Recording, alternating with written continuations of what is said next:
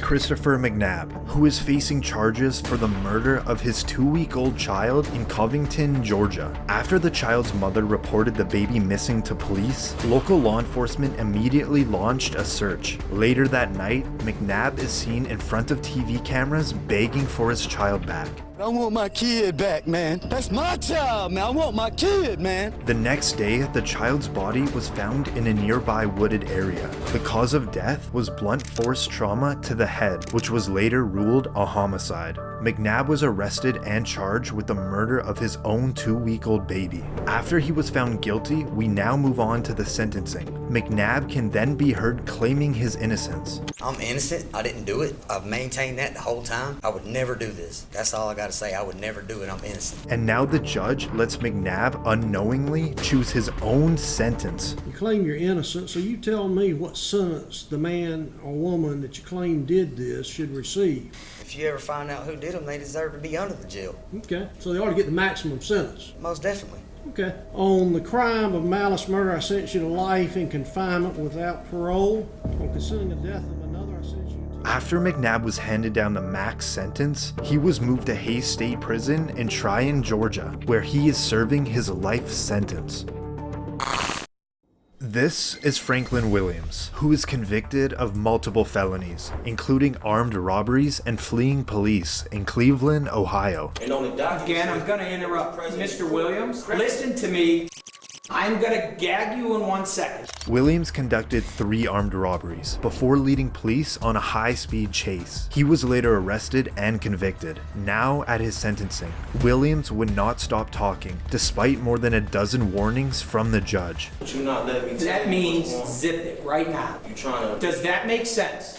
No, it doesn't. That's a violation of the HIPAA law, Judge. Here we go. This resulted in the judge ordering Williams' mouth to be taped shut. If you spit on, attempt to bite, or injure any of my deputies, you're going to have a bad day. That's what it is. At a following court appearance, Williams has something to share with the judge and cameras. Freedom of speech, no duct tape. With the hashtag. Aside from all the interruptions, the judge can hand down Williams' sentence. You face the potential maximum consecutive sentence of 134 years.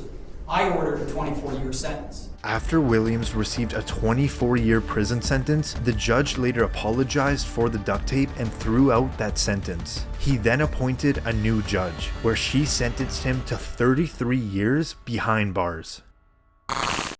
This is Camia Gamet, who is charged with the murder of her boyfriend in Jackson, Mississippi. Reportedly, the attack happened during an argument between the two individuals and ended with the boyfriend being violently stabbed to death. Gamet was arrested on first-degree murder charges. In court, Gamet would claim her murder was in self-defense and her boyfriend was attacking her, but in the end, she was found guilty of murder. The way I was portrayed, mostly everything was lies. There was a little bit of truth, but mostly I was convicted off of lies. We now move into the sentencing, where Gamet reportedly kept interrupting the judge. You're gonna shut your mouth or I'm gonna have some duct tape put on it. With Gamet showing no remorse, the judge had some final words. You stabbed, you stabbed, you stabbed, you stabbed until he was dead. I agree with the family. I hope you die in prison as well. You know, if this was a death penalty state, you'd be getting the chair. In the end, Gamet was sentenced to life in prison without the possibility of parole.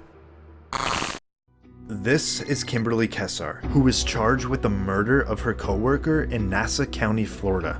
Jordan Beard is Jolene Cummings' cousin. Kessar was working at a Tangles hair salon under a fake name. She reportedly was on the run for 25 years and wanted in several states. She wouldn't be found until she brutally murdered her coworker with scissors and allegedly disposed of her body. This is Kessar after she was arrested and awaiting trial. Are we on mute anyway, so I can say whatever the I want? We're not on mute. Oh, okay. And this is what it was like to supervise her in jail. She began to remove feces from styrofoam trays in the back of her cell and smear on herself on the walls. She began to throw feces at Smith, Miller, and I. Now, in the trial, she had to go to a separate room due to her outbursts. I refuse it. I have refused it. I refuse the public defender's office. They appointed Jolene Cummings' cousin as my public defender. What, you don't want the public to know that? And she continuously made false claims about her former public defender. Jordan Beard is Jolene Cummings'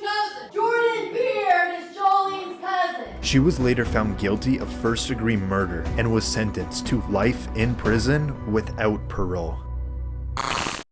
This is Kyandria Cook, who was found guilty of carjacking charges in Volusia County, Florida. 18-year-old Cook and her then 17-year-old boyfriend had used a dating app to set up a carjacking, where the boyfriend reportedly shot the victim, leaving him seriously injured.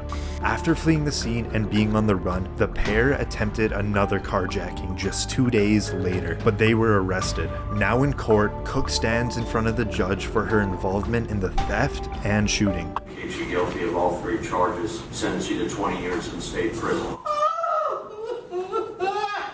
That is Cook's mother that can be heard crying.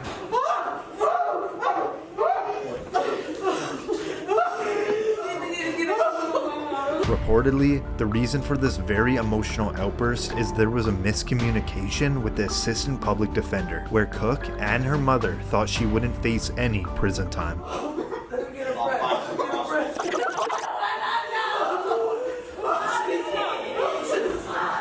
Cook's sentence was later reduced to 11 years in prison.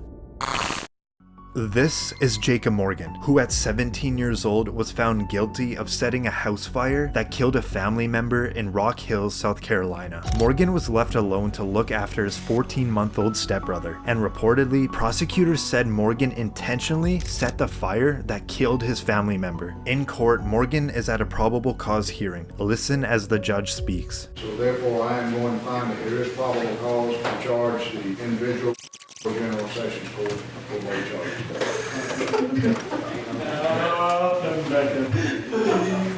Morgan settled for a plea deal, where he pleaded guilty to involuntary manslaughter and unlawful neglect of a child. However, he stated he loved his brother and he always maintained his innocence. I love my brother. I still do to this very day. He's my best friend. To kill him and be killing the pieces myself.